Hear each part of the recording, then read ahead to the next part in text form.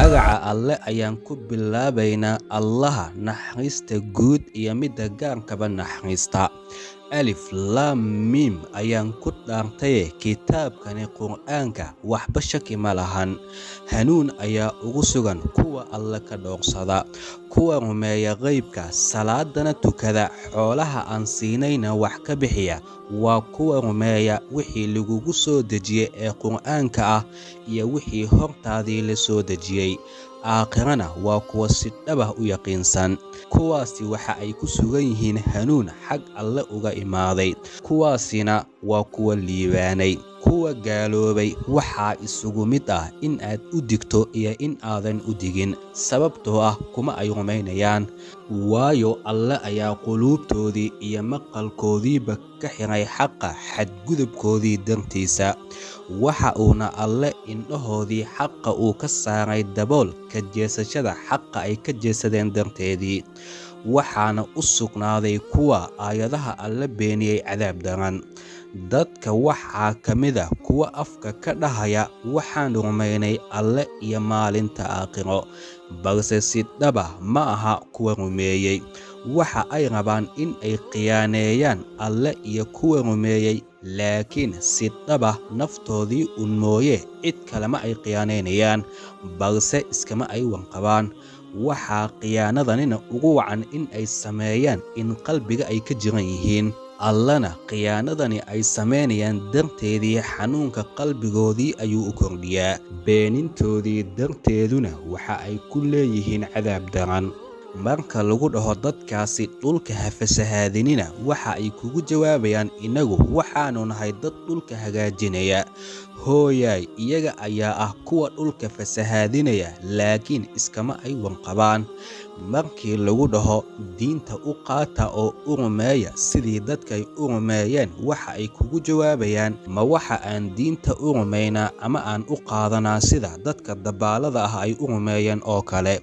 Hooyay, ogaada iyaga ayaa dabaalada ah, laakiin ma ay oga.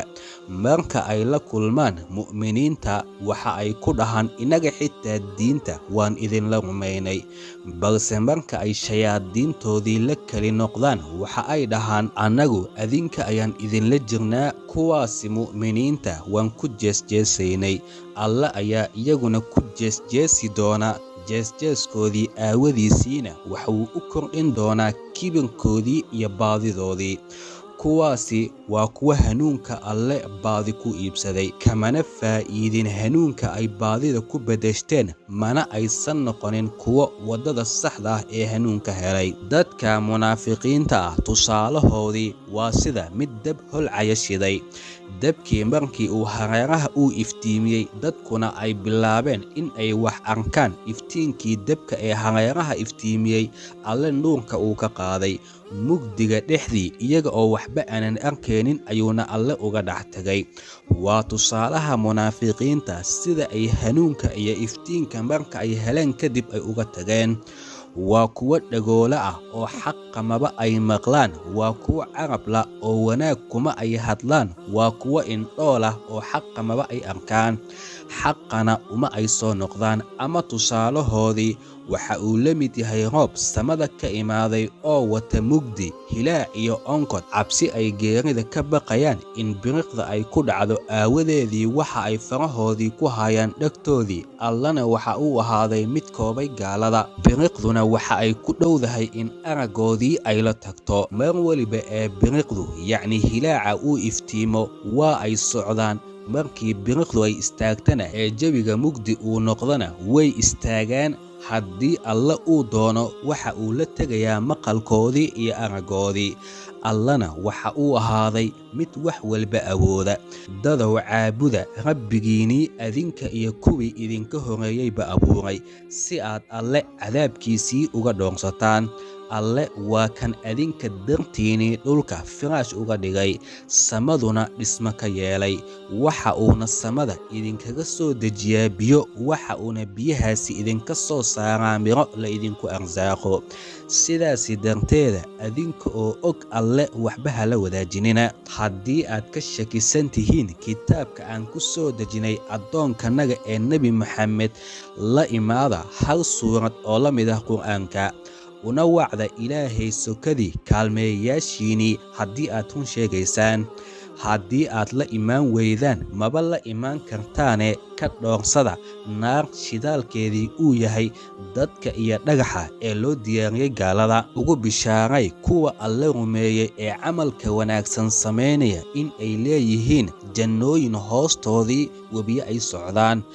mar waliba ee jannada dhexdeedii miro lagu arsaaqo waxa ay dhahan kani waa kii horayna loogu arsaaqay. Waxaa la siiyey miro xagga muuqaalka isaga eg, waxa ayna jannada dhexdeedii ku leeyihiin xaasas nadiif ah, halkaana way ku dhex waarayaan. Alle kama uu xishoodo nidaamka farsamada iyo muhandisnimada in tusaale uu ka yeelo kaneeco iyo wixii ka sii sareeyaba. Kuwa Alle rumeeyey waxay og yihiin in tusaalaha uu yahay xaq Alle xaggii uga yimid. Kuwa gaaloobayse waxa ay oranayaan muxuu Alle ula jeedaa tusaalahani. Waxa uu tusaalahanina Alle uu ku dhumiyaa in badan, iyaga oo dhahayo suurtagal ma aha in waxyaabahani daliil in Alle uu ka dhigto. In badanna Alle tusaalahani fahamkiisii iyo aragtidiisii ayuu ku hanuuniyaa, kumana dhumaan tusaalahani ilaa faasiqiinta un mooye ee ah kuwa jebiya ballanta Alle ay la galeen markii ay adkeeyeen kadib in aysan caabudin shaydaanka. Ballantii Alle ay la galeen kuwaa ka baxay, sidoo kalena xiriirka u jara qaraabadii Alle uu faray in la xiriiriyo, sidoo kalena fasahaadiya dhulka, kuwaasi waxa ay ahaayeen kuwa khasaaray. Sidee ayaad Alle ugu gaaloobi kartaan adinka oo ahaa kuwa aanan bajirin oo mayda? Alle wuu idin nooleeyey, kadibna wuu idin oofsan, kadibna wuu idin soo noolayn, kadibna isaga ayaa la idin celin doonaa.